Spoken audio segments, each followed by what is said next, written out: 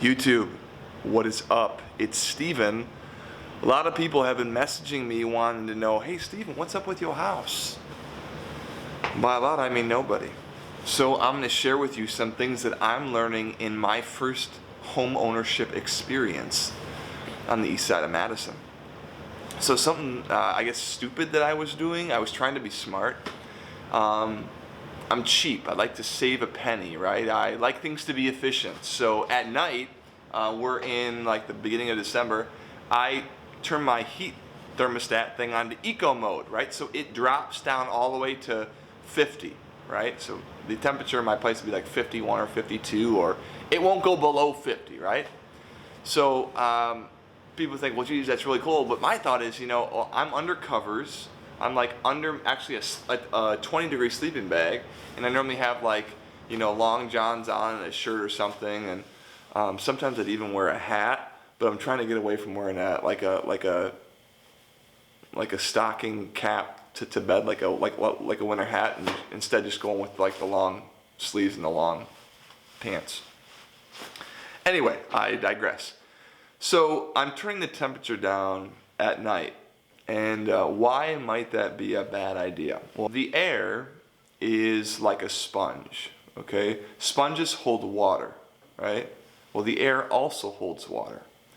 But air holds different amounts of water depending upon the temperature of the air. So, really hot air can hold more water than cold air can. Okay, I'll say that again. Hot air, like when it's 80 degrees in Madison, 80-degree air can hold more water than 20-degree air can. All right? Air is like a sponge. Hot air is like a bigger sponge because hot air holds more water, just like a big sponge holds more water. Cold air is like a small sponge because cold air does not hold as much water. Okay? So when the air can't hold any more water, what does it start to do? It starts to rain or snow or whatever. Okay? So if my house is like 70 degrees, and then at bedtime I turn it down to 50 or 40 or something really low, that means that the air inside my building cannot hold as much water because the temperature went down. Woo! All right? So, what surfaces in my house do you think are going to get cold the fastest when I let the temperature drop? Is it going to be the wood on my ceiling? Or is it going to be, my wicker furniture in the basement? Or is it going to be the concrete wall? Or is it going to be the glass window? What temperature is going to most quickly drop to, 40 degrees or 50 degrees or whatever I have the air set at, right? Probably not the wicker chair, but probably the glass, because the glass is like touching outside air, and if you put your hand up on glass, guys,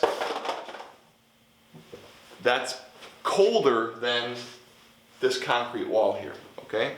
So if that glass is cold or is the coldest surface in my house, when I drop the temperature in my house, cold air can hold less water in it than warm air can. So the warm air in my house is going to start to cool down, and it's going to attract itself to this cold glass, because the air right in front of that glass, like if this is the window pane, right in front of the glass, that air is going to be almost, or maybe even the same temperature as that glass. So can that air that's right in front of that glass, can it hold the same amount of moisture as 70-degree air? Nope, it can't. So what's going to happen? When I turn down the heat, the air is going to get cooler, and that glass, and subsequently the air right in front of that glass, is also going to get colder. So what happens? The air starts to condense on that glass because the air right in front of it is cold.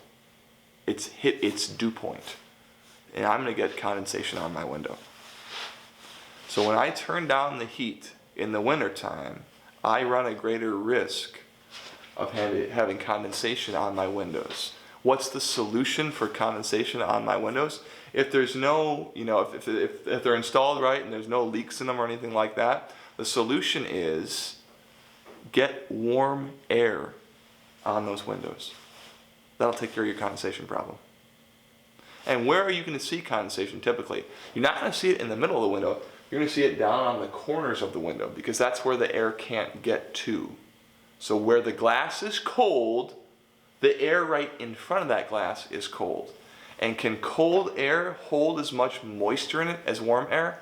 So what happens? The moisture comes out of the air and attaches itself to the glass. So I hope that kind of made sense. It's something that I just learned. So just to recap that, what we're saying is that cold air doesn't hold as much moisture in it as warm air does. And where are you likely to have cold air in your house? On the windows. And when you turn down the heat in your house, windows are going to get cold or colder than probably the other surfaces in your house. So the moisture is going to come out of the air and attach itself to a surface. In this case, the window. One other just reference for you. When you go into your car and it's early in the morning and super cold and you get in there and you go and you blow your breath right at the windshield, what happens to the windshield? It fogs up, right? What's the temperature of the glass? Well, it's probably the same temperature as outside, maybe like 32 degrees or 25 degrees or whatever. What's the temperature of your breath? I don't know, up in the 90s probably or something, right? So when you blow the hot air out, hot air holds more moisture in it than cold air does. So you blow it out, it hits the surface, and what does your breath do? The hot air condenses on the window pane because the air that's in front of that window can't hold as much moisture as the air that's inside your body because it's warm in here and it's cold out there. So that's like a rough idea of what I'm learning. Hopefully it made a little bit of sense to you. I guess my takeaway is don't turn your heat too low in the wintertime, especially if you notice that you're having condensation on your windows.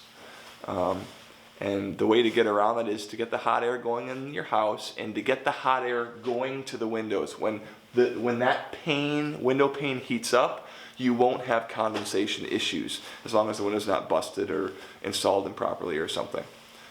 Cool, so that's what I want to share with you. Hope that was helpful. I'm just a new homeowner learning stuff, and best of luck to you in your next project and life endeavor.